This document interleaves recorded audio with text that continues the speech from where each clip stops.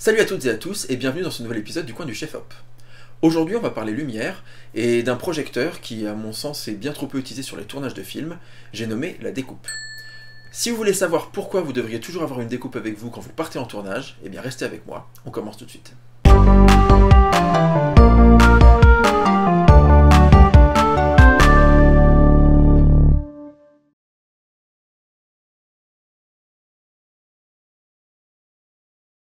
Alors avant de commencer, si c'est votre première fois sur le coin du chef Hop, eh bien écoutez, soyez les bienvenus sur cette chaîne. N'hésitez pas à vous abonner, n'hésitez pas à activer la petite cloche pour être tenu au courant de toutes les vidéos qu'on fera au fur et à mesure de la vie de cette chaîne. N'hésitez pas également à liker cette vidéo quand vous l'aurez vue, et évidemment si jamais vous l'avez aimée. Et sans plus attendre, on va commencer sur la découpe. Alors la découpe, qu'est-ce que c'est?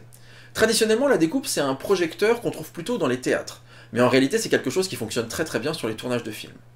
La découpe, elle porte plusieurs noms, on l'appelle aussi le Leco ou le projecteur ellipsoïdal.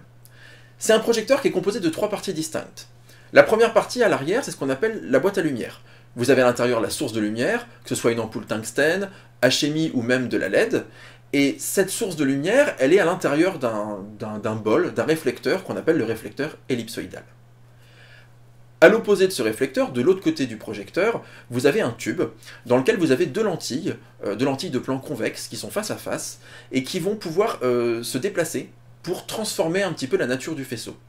Ces lentilles de plan convexe, elles vont nous permettre d'avoir un signal qui sera particulièrement net et précis.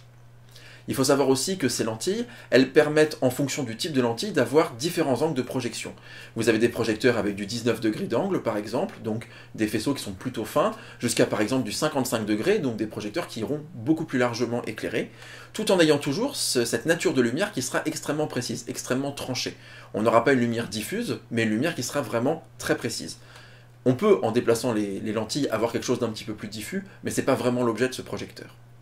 Et entre ces lentilles et cette boîte à lumière, au milieu, il y a un espace dans lequel on peut mettre plusieurs accessoires, plusieurs outils. La première série d'accessoires, c'est ce qu'on appelle les couteaux. En fait, les couteaux, c'est 4 lamelles de fer qui sont mises à chaque côté de ce projecteur et qui permettent de véritablement contrôler le flux de lumière. On peut faire des diagonales, on peut faire des formes très précises. Alors ce qui est amusant avec ces couteaux, c'est que si vous êtes derrière votre optique, si vous voulez changer ce qui se trouve à gauche de ce que vous projetez, eh bien, il faudra changer le couteau qui est à droite. Pareil, si vous voulez changer le haut de ce qui est projeté, eh bien, il faudra toucher le couteau du bas. Voilà, les choses sont inversées du fait de l'optique. En dehors de ces couteaux, on a aussi la possibilité d'y mettre ce qu'on appelle le porte-gobo. Le porte-gobo, c'est un outil qu'on a déjà vu dans une précédente vidéo, et ça permet de mettre des petits disques de métal qui sont découpés de formes précises, et qui permettent de projeter ces formes où on le souhaite, sur le plateau, ou quand on est sur un théâtre, sur la scène de théâtre. Dernier élément qu'on peut mettre à l'intérieur de cette zone, qui est vraiment entre la boîte à lumière et les lentilles, c'est ce qu'on appelle l'iris. C'est un petit élément qui vient se glisser et qui, comme son nom l'indique, permet d'ouvrir et de fermer de sorte à agrandir ou rétrécir le flux lumineux qui est projeté. Alors pourquoi ce projecteur il est vraiment indispensable pour le chef opérateur qui part en tournage? En fait, le projecteur ellipsoïdal, c'est vraiment un couteau suisse. Il est hyper versatile, il vous permet de faire face à plein de situations différentes. Parfois, vous avez besoin d'éclairer quelque chose qui se trouve être assez loin dans le décor, vous êtes en plan large, vous ne pouvez pas mettre un projecteur parce qu'il se verrait dans l'image. Et ben, le Leco, il vous permet véritablement d'éclairer cet élément particulier du décor qui est un petit peu au fond de la pièce, qu'on veut voir, mais qu'on n'a pas d'autre solution pour éclairer. Autre possibilité, vous avez un réflecteur, pas très gros, ou un miroir, et on fera une vidéo sur les miroirs prochainement, mais vous avez besoin de faire venir la lumière sur quelqu'un, et l'espace ne le permet pas non plus.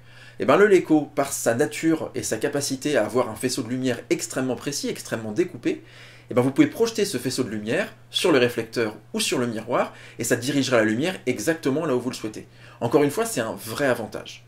Je vais prendre un exemple. Il y a par exemple le film Skyfall, réalisé par Sam Mendes en 2012, éclairé par le chef opérateur britannique Roger Deakins, encore lui.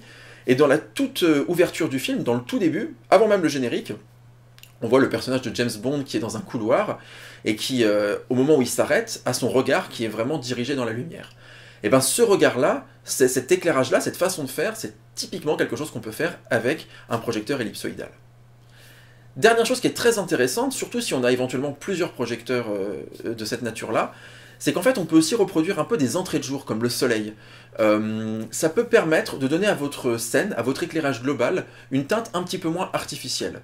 Comme on découpe ça de manière très précise, ça ressemble à la lumière qui est projetée par le soleil. Et si jamais on le positionne au bon endroit, on peut vraiment avoir l'impression que dans votre décor, vous avez un flux de lumière du soleil qui entre dans la pièce. Et ça va donner du naturel à votre scène. Alors il faut savoir que ce projecteur-là, il a quelques inconvénients. Un des inconvénients, ça va être ce qu'on appelle les aberrations chromatiques. On a déjà parlé d'aberrations chromatiques quand on parlait des dioptries au tout début de la création de cette chaîne.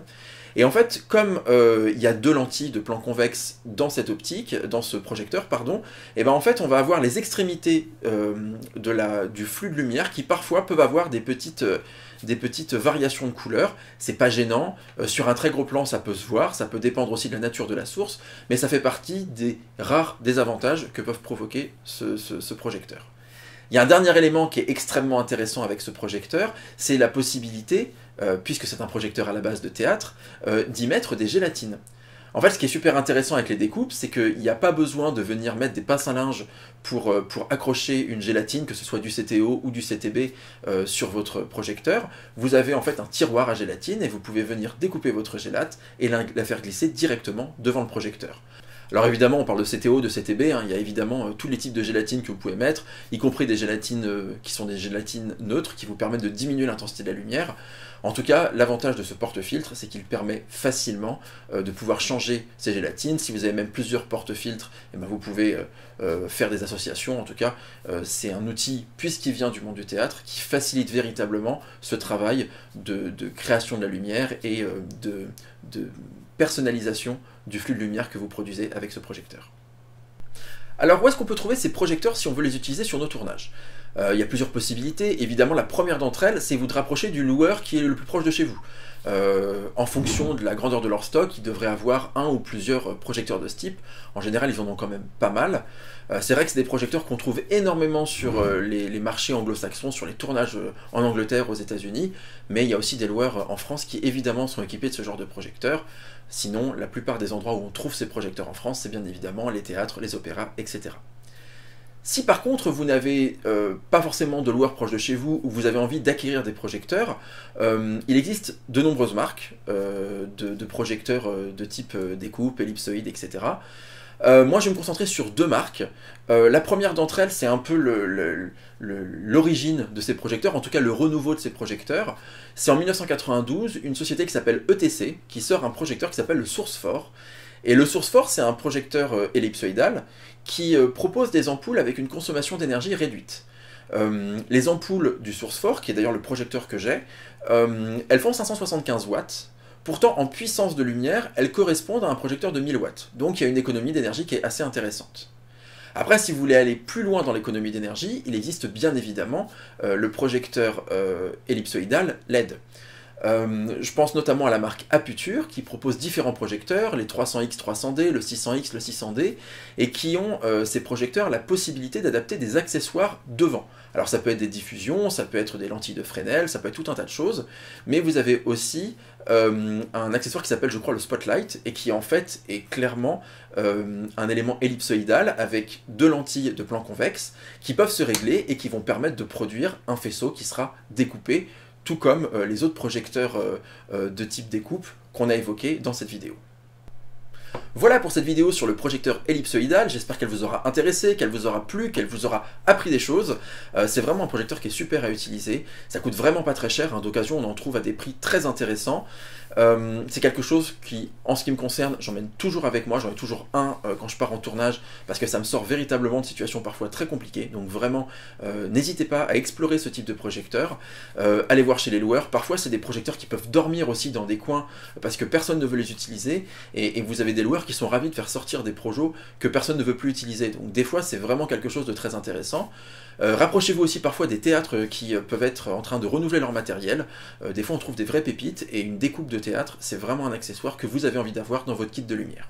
N'hésitez pas à liker cette vidéo, maintenant que vous l'avez vue, vous avez le droit de le faire si ce n'est pas déjà fait. N'hésitez pas également à vous abonner à la chaîne, à activer la petite cloche pour qu'on puisse vous tenir informé de toutes les vidéos qu'on publiera au fur et à mesure du temps sur le coin du chef-op.